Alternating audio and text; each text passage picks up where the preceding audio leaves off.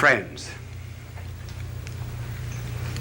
in a certain city, a politician was running for office, and he advertised for volunteer workers.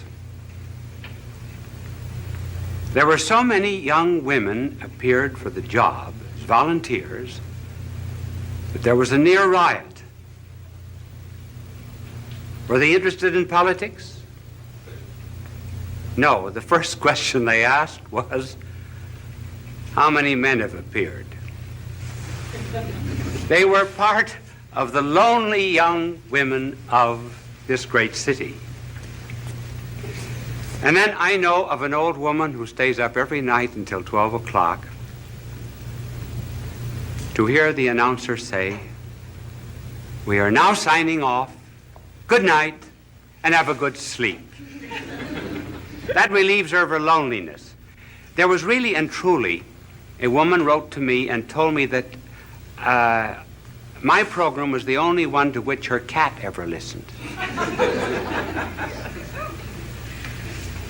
So our subject tonight has to do, to some extent, with loneliness. It affects all ages. Children are lonely. 5 million of them belong to divorced parents in this country. Boys get lonely. That's why they join gangs, because they get power which they do not individually have. Young girls are lonely when they get a pimple on the nose. Older girls are more lonely still when the boy treats them as a glass, throws the glass aside after he has taken the drink. They find then that they're just a replaceable part in the great erotic IBM machine. Their loneliness increases. Then there's the loneliness of leadership, being the top man on the totem pole. There's the loneliness of being at the bottom of the totem pole, because you're just one of the masses. You're apt to lose your personality. The loneliness sometimes of marriage, where all the jokes have been told. There's no new event to narrate. And it's the terrible solitude of being alone together. And then even when it does remain fine and noble and rich, even in moments of greatest unity, there is a feeling of apartness after such an ecstasy. One hopes to completely submerge oneself, and yet one finds oneself back again. The hypochondriacs, of course, are lonely. And so we were asked to talk on this program about this subject of loneliness. And I'm going to give, after these facts, which we've just narrated, I'm going to give first the causes, and then I'm going to suggest some remedies. Now, I didn't know whether to use the blackboard or not. My angel is here, and I cannot think of any diagram that I could use. Just write causes on the board. So I'm afraid I will not be able to use my angel, but just before I came on the program, he wanted to know if I would play a game of golf with him tomorrow. And I told him that I was not old enough for golf because I play tennis twice a week. When I get old, I am going to play golf, and I'm going to have a wagon, too, to take me around from hole to hole. But he was telling me that the other day he was playing golf, and he drove off 225-yard hole it was, and the ball went right into the cup. And he looked up to heaven and he said, "Dear Lord, let me do this by myself." He's not a lonely angel, as you see.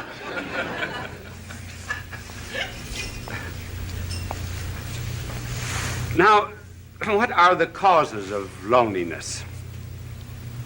Well, one of the causes of loneliness has to do, first of all, with the lonely people themselves. And another reason why they are lonely is because of people who are not lonely.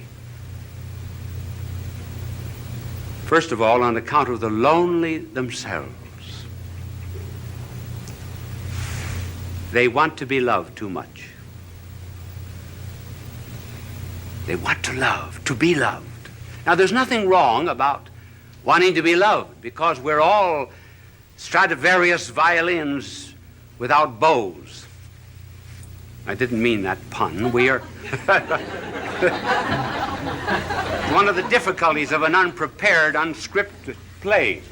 And we're cups without saucers. We are to be complimented. But the deep loneliness of which we are speaking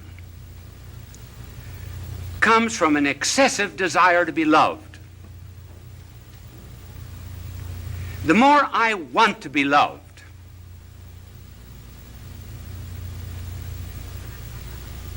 the less I am loved.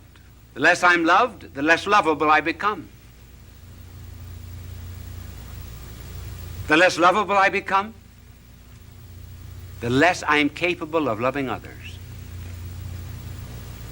And that's how, by a desire to seek only oneself and to please oneself, one gets caught like a bird in a fowler's net. And the more one struggles to get out of this loneliness, the more one is captured by it. Just take some concrete examples of this desire to be loved. I know of a mother whose daughter was away at college. And she used to call up the daughter every night. Would keep the daughter on the phone for an hour and protested to the daughter that she was not appreciated as she should be. And because other girls in this college wanted to use the phone, she said to her mother, "Mother, I'm forbidden to use the phone anymore." One day, the superintendent had sent for her, and she was unable to answer the phone, and she told her mother, "Send someone to answer the phone for her." The mother said, "This is the end." And she refused to see her daughter again. Thus, by wanting too much to be loved without loving, one loses even the love that one seeks. And then there was a fiancée. She used to. I wonder if any of you young women in the audience ever do that. Do you know what she would do? She would write down in a book every time the boyfriend called how long he spoke. She also wrote down how often he wrote and how many words he wrote in each letter. She felt that she wasn't loved enough, so she began writing herself anonymous letters, threatening her. And she said that these letters came from a well-known author in the city. And finally, she was exposed by this man whom she blamed, and eventually the marriage was broken off. She just loved too much, loved to be loved. And then there was the wife who felt that her husband was paying no attention to her, insisted that he stay away from work. She wanted to go to a picnic, wanted to go to the beach, and he found excuses many times, and finally he lost his job. The marriage broke up. So one of the principal reasons of loneliness, therefore, is this egotism which seeks only oneself. And you can already see the cure anticipated by the mere fact that we mention this cause. But then there's another cause of loneliness, and that's on the part of the people who are not lonely. they do not bring any love to these people.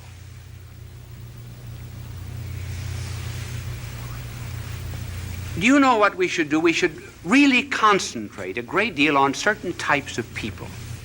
We should concentrate on the unfortunate, on the poor, on the socially disinherited, on the unloved, particularly the unloved, and on the ugly. And we bring love to them. We put love into them. Then they become lovable. Now, for example, you are very lovable to God. Did you know that? You say, well, what is there in me to love? Nothing. But he put his love into you. That's why you're lovable. And that's what we have to do with other people. And so the loneliness of these people is increased also because the rest of us will not listen to them. Listening is a therapeutic. There was a psychologist who formulated a marriage case that involved sexual, financial, social, and legal complications. He went to 100 clergymen and 100 priests to present the story, and he carried a stopwatch with him. Do you know how long they listened? The average was 2.5 minutes. Then off-the-cuff answer. They refused to listen. They refused to care. George Bernard Shaw has something rather good on that subject. In his play St. Joan, King Charles says to Joan, "Why do not the voices come to me? I am the king." And Joan answers, "They do come to you, but you do not hear them. You have not sat in the field in the evening listening for them. If you prayed from the bottom of your heart and listened to the thrilling of the bells and the trilling of them after they had stopped ringing, you would hear the voices, just as I do." In other words, listening is a therapeutic, a cure for lonely people. We do the same thing with our prayers. We wouldn't do to a doctor what we do to God. Would we go into a doctor and mumble off all of our symptoms and then say, "Bye, doctor"? Not listen. So listening on our part, refusal to listen, is one of the causes that intensifies this forsakenness. Now, what is a cure? Well, there are several cures, and we will just have time to mention one that is very important, namely caring for other people. When we're lonely, go out and serve. Then loneliness goes out through our fingertips. Our heart opens. The Chinese have a proverb, if you're without shoes, go out and find a man without any feet.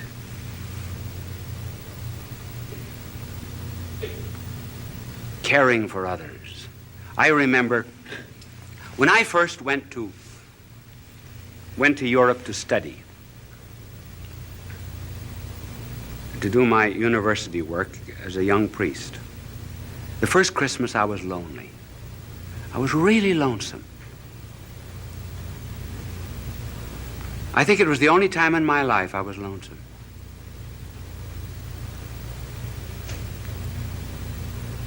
What would I do? So I went to someone in the city of Louvain and asked for a list of the worthy poor, and I went to this particular alley. It was the wrong address, actually. I got into Rat Alley. And when the door opened, there, earthen floor, was a blind father at a stove. 10 children barefooted around the stove. A ladder leading up to the second floor. One bed upstairs, bed downstairs. The children slept crosswise. I asked the family what they had. This was Christmas Eve, what they had for dinner, and she opened a bag of straw. Children had no sabots, no wooden shoes. I took care of them for 4 years while I was studying at the university. Got them jobs, rehabilitated them. I felt at times perhaps they were drawing on me. But do you know that the day that I went up for my examination as a professor at that university, as I went in at 9 o'clock to face 200 professors, I saw the whole family coming down the street. I asked them where they had been, and they said, for the last 2 days, we've been at a shrine praying for you that you would pass the examination. We walked all the way back. I was never lonesome again. That's the cure. Helping the neighbor. But here's something to remember, too. We think we should not be lonely. In this age of psychiatry, there are 2 or 3 conclusions that our world has drawn which are false. One is that we should never have a tension. Certainly we have tensions. We must have them. We've got body and spirit, and they go in opposite directions. They have 2 different landing fields. Certain tensions are normal. If we didn't have them, we would be abnormal. And then we're lonesome. Sure. There's a metaphysical loneliness. Perfection is not here. This is not our home.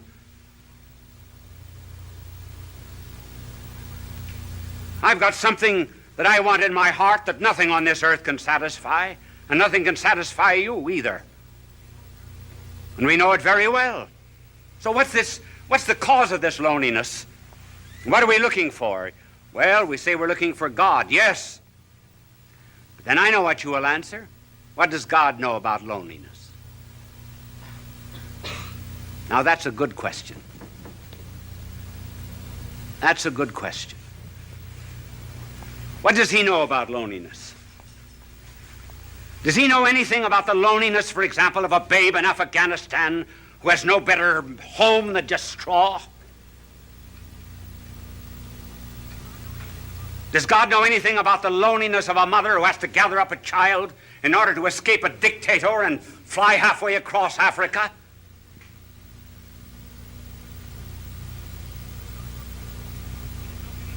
Does God know anything about the loneliness of a man that's born on the wrong side of the tracks? Who's isolated socially from people simply because his hands are calloused with common labor and is denied decent society? Sure, does God know anything about that kind of loneliness, for example, in which one is expelled from a city, disowned by one's own people? Does he know anything about the loneliness of being deserted by friends?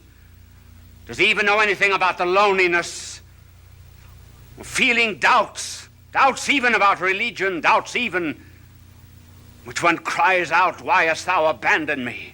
Does God know anything about these things? Yes, those are good questions.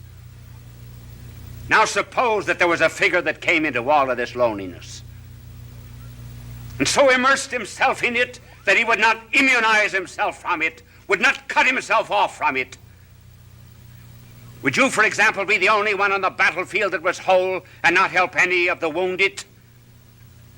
And so if there was a figure that came into this world of ours and refused to isolate himself from loneliness and felt it so much that blood poured out from his body,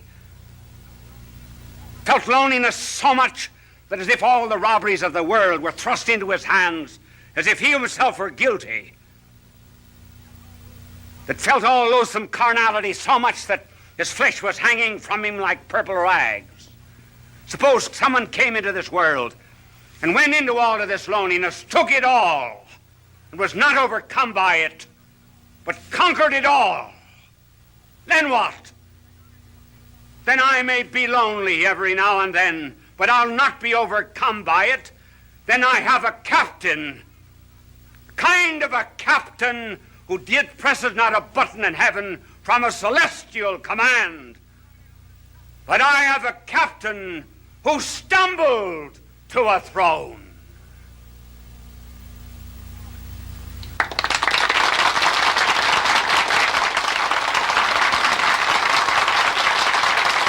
Bishop Sheen will return in a moment.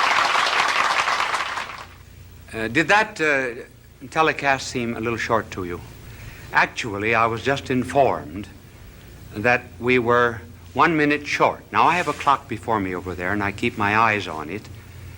But this clock here was right. I finished 3 seconds before the time. But up in the control room, that celestial command that I just talked about, they figured it wrong by 1 minute. So they asked me if I could, instead of coming out for a very brief closing, come on and talk to you for 1.5 minutes. Now, you are put to the test. If that telecast seemed very short, you are enjoying it. We would say time passed like anything. If you were not enjoying it, it seemed very, very long. As a matter of fact, this 1.5 minutes will seem interminable to you. Now, I want to tell you, my good people, that I have to leave you now. Are you a bit lonely? I am. I'm lonely too. Bye now, and God love you.